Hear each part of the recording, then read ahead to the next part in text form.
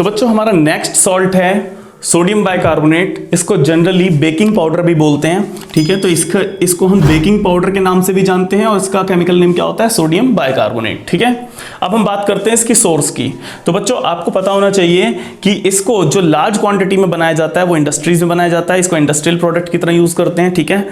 और इसका बहुत कम अमाउंट, बहुत छोटा सा अमाउंट हमें नेचुरली भी मिलता है मिनरल्स की फॉर्म में, ठीक है। लेकिन वो क्वांटिटी इतनी कम होती है कि हमारे लिए प्रैक्टिकली उसका कोई यूज नहीं होता, ठीक, इसलिए उसको इंडस्ट्रीज में बनाना पड़ता है।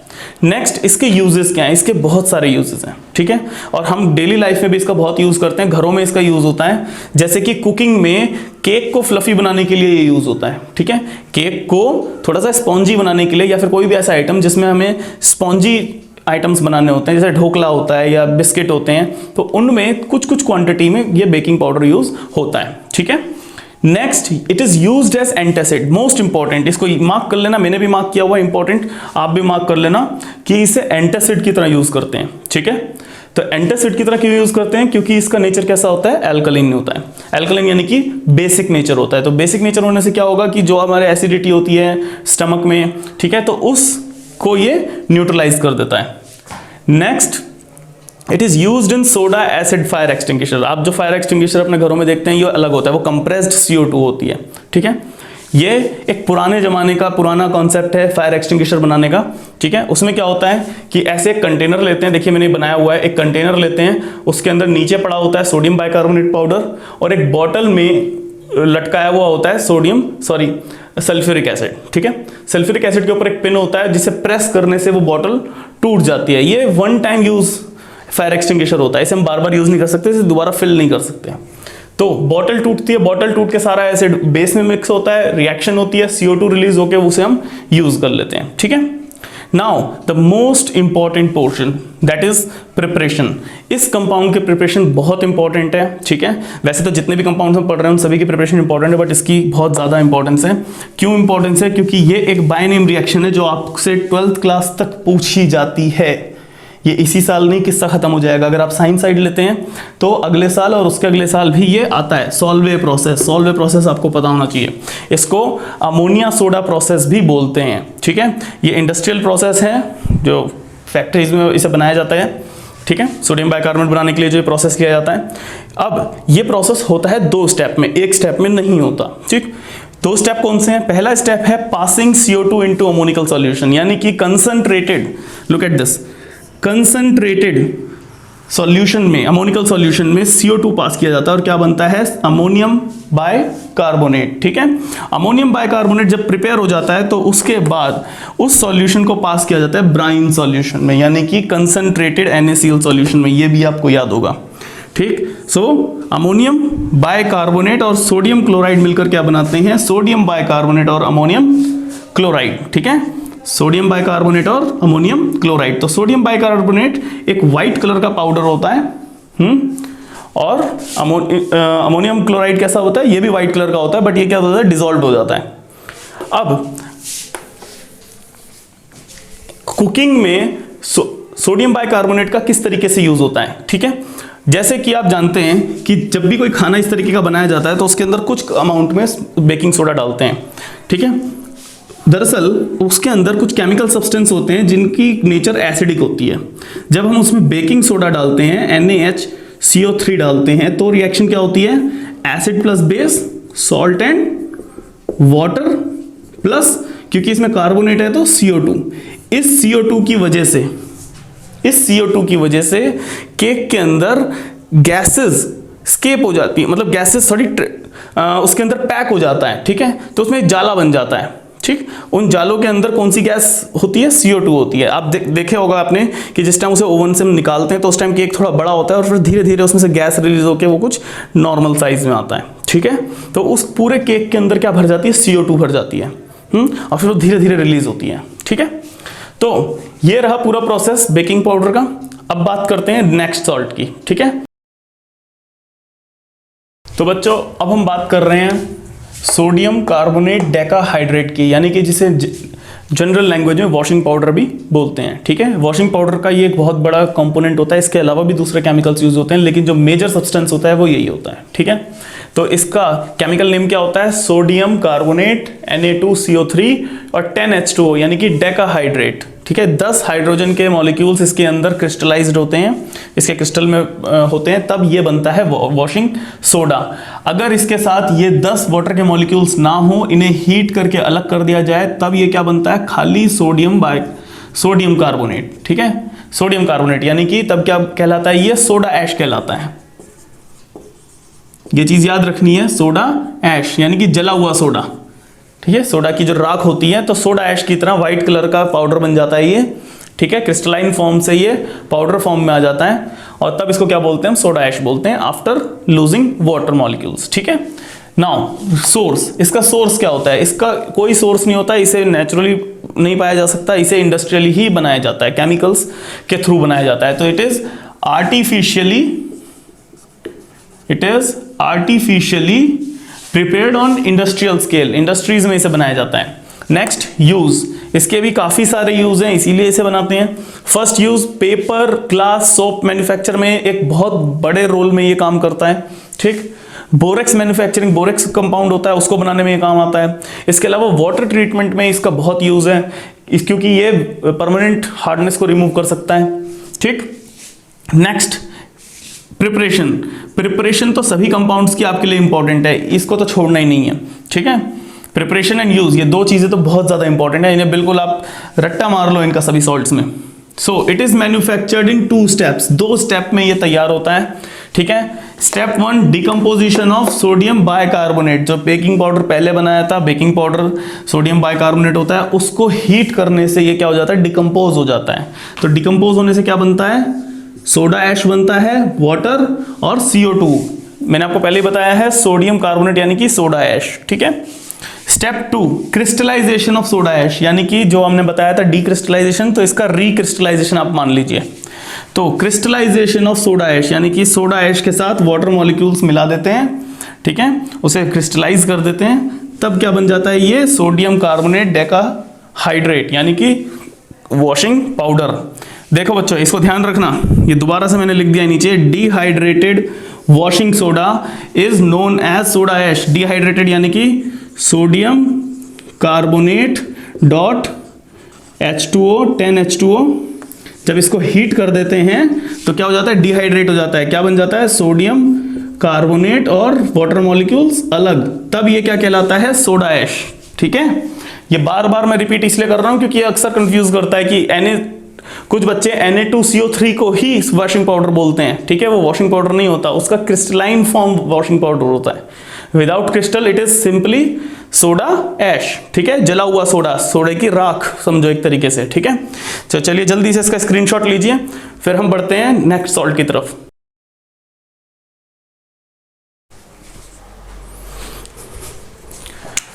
तो बच्चों, अब हम बात करेंगे इस चैप्टर के लास्ट सॉल्ट के बारे में, लास्ट कंपाउंड के बारे में।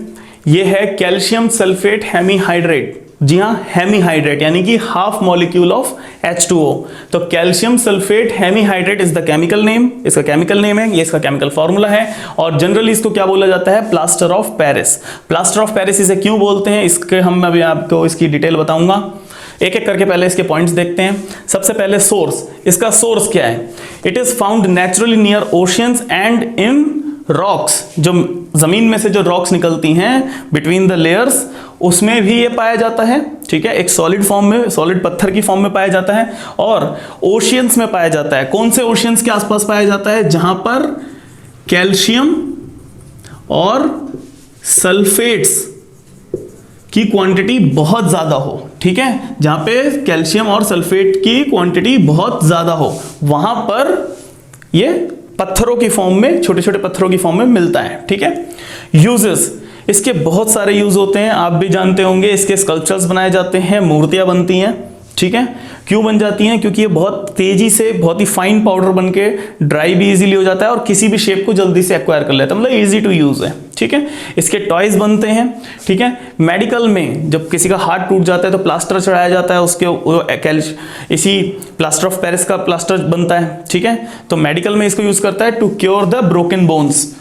नेक्स्ट डेकोरेटिव मटेरियल, जो घरों में सीलिंग बनाई जाती है, कलरफुल सीलिंग आपने देखा होगा, पंखे के बीच में डिजाइन होता है, ठीक, आसपास में डिजाइन बनाया जाता है, अरे देखा है ना, वो पंखे के बीच में ऐसे गोल गोल गोल गोल करके डिजाइन बना देते हैं, ठीक, वो किससे बनता है, सब इसी से तो बनता है, प्लास्टर ऑफ पेरिस से।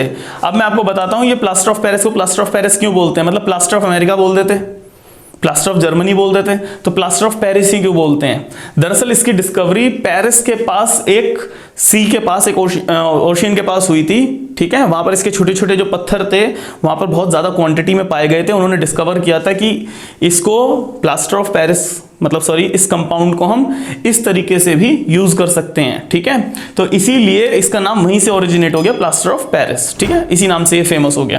केमिकल नेम क्या होता है, कैल्शियम सल्फेट हेमीहाइड्रेट, ठीक है, हेमीहाइड्रेट का भी मैं आपको रीजन बताऊंगा।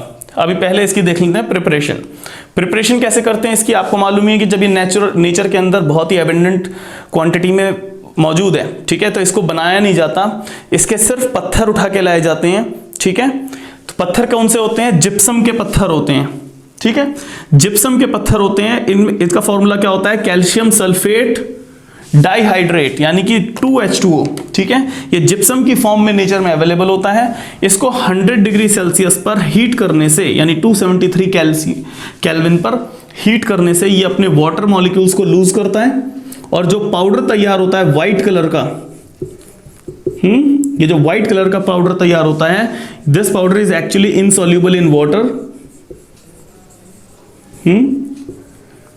इनसॉल्युबल इन वाटर, ये पाउडर ही प्लास्टर ऑफ पेरिस कहलाता है। तो ये प्लास्टर की तरह कैसे काम करता है कि जब इस व्हाइट पाउडर को, कैल्शियम सल्फेट हेमीहाइड्रेट को दोबारा से पानी में मिलाते हैं तो ये फिर से जिप्सम बन के सॉलिड बन जाता है, ठीक है, बहुत ही हार्ड हो जाता है, ठीक है, सॉलिड हो जाता है।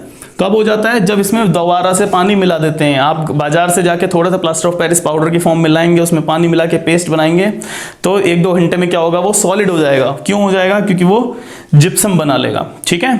तो इस कंपाउंड को प्लास्टर ऑफ पेरिस बोलते हैं और इसको जिप्सम बोलते हैं, ठीक है। अब ये हेमीहाइड्रेट का क्या चक्कर है, हेमीहाइड्रेट का चक्कर ये है कि कैल्शियम सल्फेट के 2 मॉलिक्यूल्स के बीच में एक वाटर मॉलिक्यूल होता है, ठीक है, यानी कि आप इसे ऐसा लिख सकते हैं 2CaSO4 या फिर CaSO4 का होल ट्वाइस डॉट H2O, ठीक है, इस तरीके से भी लिख सकते हैं। लेकिन क्या होता है, हमें यूनिट की फॉर्म में लिखना होता है, सिंगल फॉर्मूला। तो कैल्शियम सल्फेट मेन है तो उसको सिंगल रखा, जैसे ही मैं इसको 2 से डिवाइड करता हूं तो यहां भी 1/2 लग जाता है, ठीक है। तो इसका मतलब हो जाता है कि 1 water molecule is distributed between 2 calcium sulphate molecules, ठीक है। तो ये रहा हमारा प्लास्टर ऑफ पेरिस। अब बच्चे एक छोटा सा टॉपिक इस चैप्टर में बचा है, उसे जल्दी से मैं आपको क्लियर कर देता हूं, फिर हमारा ये चैप्टर खत्म, और इसके बाद हम करेंगे इसके इंपॉर्टेंट क्वेश्चंस, ठीक है। जल्दी से बने रहिए साथ में।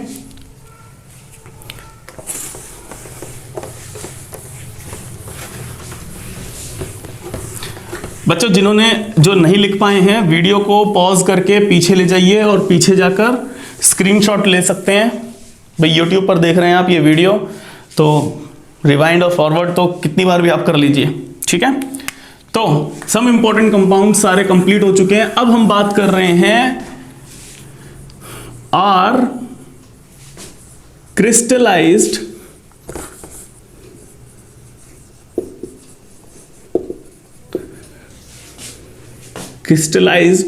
molecules really